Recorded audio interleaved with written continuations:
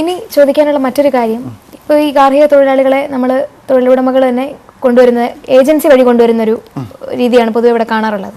അപ്പോൾ തൊഴിലുടമകൾ അറിഞ്ഞിരിക്കേണ്ട കാര്യങ്ങൾ എന്തൊക്കെയാണ് ഇങ്ങനെ ഇവരെ നാട്ടിൽ നിന്ന് ഇങ്ങനെ കൊണ്ടുവരുമ്പം അറിഞ്ഞിരിക്കേണ്ട കാര്യം? അതിനൊപ്പം തന്നെ ഞാൻ നേരത്തെ പറയാൻ വിട്ടുപോയിട്ടൊരു കാര്യം കൂടി. ഇപ്പോൾ സാധാരണ ഇപ്പോൾ ഒരു തൊഴിലാളിയെ കൊണ്ടുവരുന്ന സമയത്ത് അങ്ങനെ നിശ്ചിത തുക തൊഴിലുടമ കൊടുക്കേണ്ടതായിട്ട് വരും ആർക്ക്, റിക്രൂട്ടിംഗ് ഏജൻസിക്ക്. അങ്ങനെ തൊഴിലുടമ റിക്രൂട്ടിംഗ് ഏജൻസിക്ക് കൊടുക്കുന്ന സംഖ്യ ഈ തൊഴിലാളിയുടെ ശമ്പളത്തിൽ നിന്നാണ് പലപ്പോഴും പിടിച്ചുകൊണ്ടിരുന്നത്. അപ്പം തൊഴിലാളി അങ്ങനെ ഒരു കിട്ടുന്ന തൊഴിലാളിനെ സംബന്ധിച്ച് അത് ഒരു കാരണവശാലും അവൻ കൊടുക്കേണ്ടതായിട്ട് വരുന്നില്ല. അങ്ങനെ പിടിച്ച് പിന്നെ പല പിടുത്തങ്ങളാണ് ശമ്പളത്തിനകത്ത്. ശമ്പളം കിട്ടുമ്പോൾ പകുതി പൈസ പല കാര്യങ്ങളും പറഞ്ഞ് കട്ട് ചെയ്തിട്ടാണ് ഈ തൊഴിലാളിക്ക് കിട്ടുന്നത്. അപ്പോൾ അതൊക്കെ പണ്ട് പരാതിപ്പെടാനൊരു വേദിയില്ലാത്തത് കൊണ്ടാണ് ഇങ്ങനെ ഇപ്പോൾ ഈ പുതിയ നിയമത്തിൽ ഇങ്ങനെ ഇത് കൊണ്ടുവന്നിട്ടുള്ളത്. പിന്നെ റിക്രൂട്ടിംഗ് ഏജൻസികളിൽ നിന്ന് ഒരു തൊഴിലുടമ തൊഴിലാളിയെ റിക്രൂട്ട് ചെയ്യുന്ന സമയത്ത് ശ്രദ്ധിക്കേണ്ട കാര്യങ്ങൾ, അതായത് 2-3 കാര്യങ്ങളാണ്. ഒന്ന്, ഇവരെ സംബന്ധിച്ച് ഇവർ യഥാർത്ഥത്തിൽ ജോലി ചെയ്യുന്നതിന് കേപ്പബിൾ ആയിട്ടുള്ള ആളുകളാണോ എന്നുള്ളത് ആദ്യം ശ്രദ്ധിക്കണം. പിന്നെ മറ്റേതെങ്കിലും രാജ്യത്ത് ഇവരെ സംബന്ധിച്ച് എന്തെങ്കിലും കേസുകളോ പരാതികളോ ഉള്ളതായിട്ടോ ഇവരുടെ പ്രീവിയസ് ഹിസ്റ്ററി എന്താണെന്നുള്ളതും, പിന്നെ നാട്ടിൽ നിന്ന് അവർ നിയമപരമായിട്ട് കയറി വന്നിട്ടുള്ള ആളുകളാണോ എന്നുള്ളതും, അവർ ഇതിനു മുമ്പ് ജോലി ചെയ്തിരുന്ന സ്ഥലത്ത് ഇവർക്കെതിരെ എന്തെങ്കിലും പരാതികളുണ്ടോ കേസുകളുണ്ടോ എന്നുള്ള കാര്യങ്ങളൊക്കെ ശ്രദ്ധിക്കേണ്ടതായിട്ട് വരും. 2, ഈ തൊഴിൽ റിക്രൂട്ട് ചെയ്യുന്ന ഏജൻസിക്ക് യഥാർത്ഥത്തിൽ ഇങ്ങനെ തൊഴിലാളികൾ റിക്രൂട്ട് ചെയ്യാനുള്ള അധികാരമുണ്ടോ എന്നുള്ളത് പരിശോധിക്കണം. അല്ലാതെ അനധികൃതമായിട്ട് റിക്രൂട്ടിംഗ് ഏജൻസീസ് ഇവിടെ പലതും നടന്നു വന്നിരുന്നുള്ള പഴയ കാലത്ത്. അങ്ങനെ റിക്രൂട്ട് ചെയ്യുന്ന ഏജൻസീസ് ആണോ, അവർക്ക് ഇത് യഥാർത്ഥത്തിൽ റിക്രൂട്ട് ചെയ്യാനുള്ള ലൈസൻസ് ഉണ്ടോ, അവർ റിക്രൂട്ട് ചെയ്യുന്ന തൊഴിലാളികളെ സംബന്ധിച്ചുള്ള ഡാറ്റാബേസ് അതിന് ഗവൺമെൻറ്റിൽ ഡാറ്റ ഉള്ള ആളുകളാണോ അവർ ചെയ്യുന്നത്, അതോ ഇല്ലീഗലായിട്ടുള്ള ആളുകളെയാണോ ചെയ്യുന്നത്. ഇവിടെ ഇല്ലീഗലായിട്ട് താമസിക്കുന്ന പല ആൾക്കാരെയും അവർ റിക്രൂട്ട് ചെയ്യുന്നുണ്ട്. അങ്ങനെ ഇല്ലീഗലായിട്ട് താമസിക്കുന്ന ആളുകളാണോ, ഇതിനെല്ലാം കുറിച്ച് ഒരു വിശദമായിട്ടൊരു സ്റ്റഡി നടത്തിയിട്ട് വേണം ഇത് ചെയ്യാനായിട്ട്, ഈ തൊഴിലാളികളെ റിക്രൂട്ട് ചെയ്യാനായിട്ട്. പിന്നെ വാങ്ങിക്കുന്ന സംഖ്യ നിശ്ചിതമായിട്ട് സർക്കാർ ഗവൺമെൻറ് അംഗീകരിച്ചിട്ടുള്ള തുകയിൽ കൂടുതൽ അവർ വാങ്ങിക്കുന്നുണ്ടോ എന്നുള്ളതുകൂടി പരിശോധിക്കേണ്ടതായിട്ട് വരും.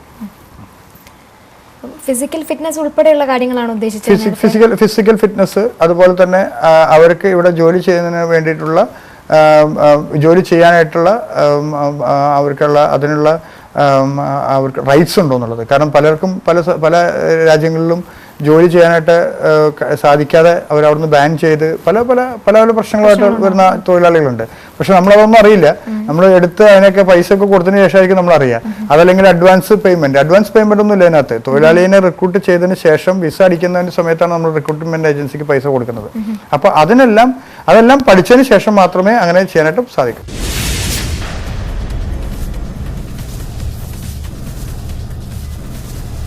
ഇനി ഈ തൊഴിലുടമകൾ അറിയാൻ ആഗ്രഹിക്കുന്ന ഒരു കാര്യമാണ്, തൊഴിലുടമയാണെങ്കിലും ഏജൻസി വഴി റിക്രൂട്ട് ചെയ്യുന്നവരാണെങ്കിലും അറിയാൻ ആഗ്രഹിക്കുന്ന കാര്യം, ലേബർ വിസ എന്ന് പറഞ്ഞൊരു സംഭവം ഉണ്ട്. ലേബർ വിസ എടുത്തു കൊടുക്കുമ്പോൾ അറിഞ്ഞിരിക്കേണ്ട നിയമവശങ്ങൾ എന്തൊക്കെയാണ്? ലേബർ വിസ എന്ന് പറഞ്ഞാൽ എംപ്ലോയ്മെന്റ് വിസ.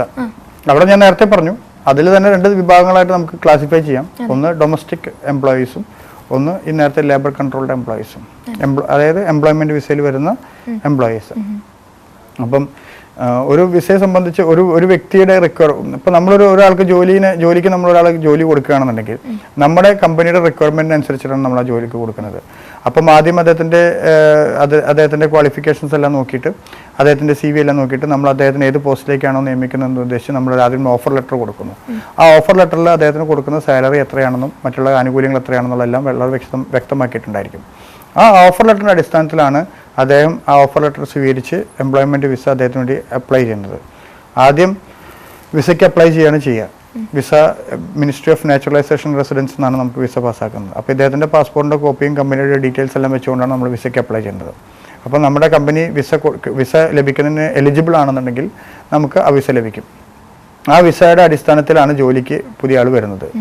ആൾ വന്നതിന് ശേഷം വിസയ്ക്ക് നമുക്ക് ഒരു തൊഴിലാളിയുടെ വിസയ്ക്ക് കാറ്റഗറി അനുസരിച്ചാണ് എങ്കിൽ തന്നെ നമുക്ക് ജനറലി പറയുകയാണെങ്കിൽ 3000 ദിർഹംസ് നമുക്ക് ഡെപ്പോസിറ്റ് ചെയ്യണം ലേബറിനകത്ത് ഒരു തൊഴിലാളിനെ കൊണ്ടുവരണം. അപ്പോൾ ലേബറിൻ്റെ 3000 ദിർഹംസ് ഡെപ്പോസിറ്റ് ചെയ്ത് മെഡിക്കലെല്ലാം എടുത്ത് ലേബറിൻ്റെ അപ്രൂവലിന് കൊടുത്ത് ലേബർ കാർഡ് പാസ്സായി വരുന്നു. അതോടൊപ്പം തന്നെ മെഡിക്കൽ എടുത്ത് നമ്മൾ വിസ സ്റ്റാമ്പ് ചെയ്യുന്നു പാസ്പോർട്ടിനകത്ത്. അപ്പം ആദ്യം ശ്രദ്ധിക്കേണ്ടത് എന്തൊക്കെ എക്സ്പെൻസ് വരുന്നുണ്ടോ, ഈ തൊഴിലാളിയുടെ വിസ എടുക്കുന്നതിന് വേണ്ടി എന്തൊക്കെ എക്സ്പെൻസ് വരുന്നുണ്ടോ അതെല്ലാം വഹിക്കേണ്ടത് കമ്പനിയാണ്. ആ പൈസയ്ക്കൊന്നും ഒരു തൊഴിലാളിയും റീഫണ്ട് ചെയ്യാനായിട്ട് ഉത്തരവാദിയല്ല. അപ്പം അതുകൊണ്ട് ആ പൈസ ഒന്നും ആരും കൊടുക്കേണ്ടതായിട്ടില്ല. ഇപ്പോൾ ഞാൻ എൻ്റെ കമ്പനി ജോലി ചെയ്യുമ്പോൾ എൻ്റെ കമ്പനിയാണ് എനിക്ക് വിസ എടുത്ത് തരേണ്ടതും മെഡിക്കൽ എടുത്ത് തരേണ്ടതും അതിൻ്റെ എല്ലാ കാര്യങ്ങളും ചെയ്തേണ്ടത് കമ്പനിയാണ്. ലേബർ കാർഡ് എടുത്ത് തരേണ്ടതും. ഇപ്പോൾ പുതിയ നിയമപ്രകാരം എമിറേറ്റ്സ് ഐ ഡി ഉണ്ട്, അത് എടുത്ത് തരേണ്ടത് പോലും കമ്പനിക്കാണെന്നാണ് പറഞ്ഞു വരുന്നത്. അപ്പോൾ എന്നിരുന്നാലും ഇതിൻ്റെ പൈസ ഒന്നും കൊടുക്കാനായിട്ട് തൊഴിലാളി ബാധ്യസ്ഥനല്ല. ഈ 3000 ദിർഹംസ് ഡെപ്പോസിറ്റ് ചെയ്ത പൈസ ഈ തൊഴിലാളി എന്ന് ഈ രാജ്യം വിട്ട് പോകുന്നുവോ, രാജ്യം വിട്ട് എക്സിറ്റ് പേപ്പറും വെച്ച് ഈ ഡെപ്പോസിറ്റ് ചെയ്ത പൈസയുടെ റെസിപ്റ്റും വെച്ച് റീഇംബേഴ്സ്മെൻറ്റിന് ആവശ്യപ്പെട്ട് കഴിഞ്ഞാൽ അത് ലേബർ ഡിപ്പാർട്ട്മെൻറ്റിൽ നിന്ന് ആ പൈസ തിരിച്ച് തൊഴിലുടമയ്ക്കാണ് ലഭിക്കുക. സാധാരണ ഇപ്പോൾ ഇവിടെ കണ്ടുവരുന്ന മറ്റൊരു പ്രവണത, ഈ തൊഴിലുടമ എന്ത് ചെയ്യുമെന്ന് വെച്ച് കഴിഞ്ഞാൽ ഈ തൊഴിലാളിയുടെ കയ്യിൽ നിന്ന് ഈ ഡെപ്പോസിറ്റ് ചെയ്യാനുള്ള പൈസ എല്ലാം വാങ്ങിക്കും, 3000 ദിർഹംസ് എല്ലാം വാങ്ങിക്കും. അത് വാങ്ങിച്ച് തൊഴിലുടമയുടെ പേരിൽ ഡെപ്പോസിറ്റ് ചെയ്യും. പലരും എന്നെ വിളിച്ച് ചോദിക്കുന്നത്, ഞാൻ ഡെപ്പോസിറ്റ് ചെയ്യാനുള്ള പൈസ ഞാനാണ് കൊടുത്തത്, അതെനിക്ക് കിട്ടാൻ അർഹനല്ലേ? അപ്പോൾ അതിന് ഞാൻ ആദ്യം തന്നെ പറയട്ടെ, ഈ 3000 ദിർഹംസ് നമ്മൾ കൊടുത്തിട്ടാണ് ജോലിക്ക് കയറുന്നതെങ്കിൽ ആദ്യം തന്നെ കൊടുക്കുന്ന ഇല്ലീഗലാണ്, വാങ്ങിക്കുന്ന ഇല്ലീഗലാണ്. അങ്ങനെ കൊടുത്തിട്ടാണ് ജോലിക്ക് കയറുന്നതെന്നുണ്ടെങ്കിൽ ആ പൈസ തിരിച്ചു കിട്ടും എന്നുള്ള പ്രതീക്ഷയോട് കൂടിയിട്ട് അത് കൊടുക്കണ്ട. കാരണം അത് തിരിച്ചു കിട്ടുന്നുണ്ടെങ്കിൽ അത് ആ തൊഴിലുടമയ്ക്കാണ് കിട്ടുക, തൊഴിലാളിക്ക് കിട്ടില്ല. അപ്പം അതാണ് ശ്രദ്ധിക്കേണ്ട ഒന്ന്. അപ്പം അങ്ങനെ തൊഴിലുടമ എംപ്ലോയ്മെൻറ്റ് വിസയിൽ ജോലിക്ക് വന്ന തൊഴിലാളി ഏത് കമ്പനിയിലാണോ വിസ സ്റ്റാമ്പ് ചെയ്തിരിക്കുന്നത് അതേ കമ്പനിയിൽ തന്നെ തുടർന്നും ജോലി ചെയ്യാനായിട്ട് ശ്രമിക്കണം. തുടർന്ന് എന്ന് പറഞ്ഞാൽ ആ വിസയുടെ കാലാവധി കഴിയുന്നത് വരെ. അല്ലാത്ത പക്ഷം തൊഴിലുടമ പറയാണ്, നീ വേറെ കമ്പനിയിൽ പോയി ജോലി ചെയ്തോ, എൻ്റെ കമ്പനി സ്റ്റാമ്പ് ചെയ്യുന്നതുകൊണ്ട് കുഴപ്പമില്ല, വിസ ഉണ്ടെങ്കിൽ കുഴപ്പമില്ല, വേറെ കമ്പനിയിൽ പോയി ജോലി ചെയ്യാമെന്ന് പറഞ്ഞു കഴിഞ്ഞാൽ അവിടെ വെച്ച് എന്തെങ്കിലും ലേബർ ചെക്കിങ്ങിലെങ്ങാനും പിടിക്കപ്പെടുകയാണെന്നുണ്ടെങ്കിൽ 50,000 ദിർഹംസ് വരെ ഫൈൻ അടയ്ക്കാൻ ബാധ്യസ്ഥനാണ്. അപ്പോൾ അത് ഈ തൊഴിലാളി. അപ്പോൾ അത് ശ്രദ്ധിക്കണം. കമ്പനിയും ഫൈൻ അടയ്ക്കാൻ ബാധ്യസ്ഥരാണ്. അപ്പോൾ പിന്നെ അത് മാത്രമല്ല, ഈ തൊഴിലാളിയെ സംബന്ധിച്ച് കമ്പനിയെ സംബന്ധിച്ച് ഫൈൻ അടച്ചാൽ തീരാവുന്ന പ്രശ്നമുള്ളൂ. തൊഴിലാളിയെ സംബന്ധിച്ച് ഫൈൻ അടച്ചുകൊണ്ട് മാത്രം കാര്യമില്ല, അദ്ദേഹത്തിനെ ഇവിടുന്ന് ഡിപ്പോർട്ട് ചെയ്യുകയും ചെയ്യും. പിന്നെ UAE വരാനായിട്ട് അദ്ദേഹത്തിന് സാധിക്കില്ല. ഇല്ലീഗൽ വർക്കർ എന്ന രീതിയിലാണ് വരുന്നത്. അപ്പം ഒരു തൊഴിലാളി ശ്രദ്ധിക്കേണ്ടത്, വിസ അടിച്ച് സ്റ്റാമ്പ് ചെയ്ത് കഴിഞ്ഞാൽ ആ വ്യക്തി ആ സ്ഥാപനത്തിൽ ജോലി ചെയ്യാനായിട്ട് ശ്രമിക്കുക. പലരും ശ്രമിക്കും. മറ്റൊരു കാര്യമുണ്ട്, ഉച്ചവരെ ജോലിയുള്ള ആളുകളുണ്ട്. ഉച്ചയ്ക്ക് ശേഷം പിന്നീട് അവർ വേറെ വല്ല സ്ഥാപനത്തിലും പോയി ജോലി ചെയ്യാനായിട്ട് ശ്രമിക്കും. അങ്ങനെ ആ സ്ഥാപനത്തിൽ ജോലി ചെയ്യുകയാണെങ്കിൽ അത് ഇല്ലീഗലാണ്. കാരണം ഒരു സഹായിക്കാൻ വേണ്ടിയിട്ട് പോകുന്നു, കണക്ക് നോക്കാൻ വേണ്ടി പോകുന്നു, അങ്ങനെയൊക്കെയാണ് പറയുക. ഞാൻ മറ്റേ സ്ഥാപനത്തിൽ കണക്ക് നോക്കിയിട്ട് വരാം, അവരൊന്ന് സഹായിച്ചിട്ട് വരാം, അല്ലെങ്കിൽ അവരുടെ സ്ഥാപനത്തിൽ ചെറിയ കമ്പ്യൂട്ടറിന് ചെറിയ കംപ്ലൈൻറ്റ് ഉണ്ട്, അത് ശരിയാക്കാം. പക്ഷെ അതൊന്നും നമുക്ക് ചെയ്യാനായിട്ട് നമുക്ക് റൈറ്റ്സ് ഇല്ല.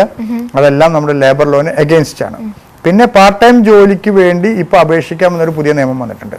അപ്പം അത് ഈ സ്വാഭാവികമായിട്ടും ഈ സ്ഥിരമായിട്ട് ഈ നേരത്തെ പറഞ്ഞ പോലെ 2 മണി വരെയൊക്കെ ജോലിയുള്ള ആളുകളെ സംബന്ധിച്ച് അവർക്ക് ബാക്കിയുള്ള അവരുടെ ലിഷർ ടൈം, ബാക്കിയുള്ള അവരുടെ ഫ്രീ ടൈമിനകത്ത് അവർക്ക് മിനിസ്ട്രി ഓഫ് ലേബറിൻ്റെ അപ്രൂവലോട് കൂടിയിട്ട് വേണമെന്നുണ്ടെങ്കിൽ, മിനിസ്ട്രി ഓഫ് ലേബർ അനുവദിക്കുകയാണെങ്കിൽ അവർക്ക് പാർട്ട് ടൈമായിട്ട് ജോലി ചെയ്യാം.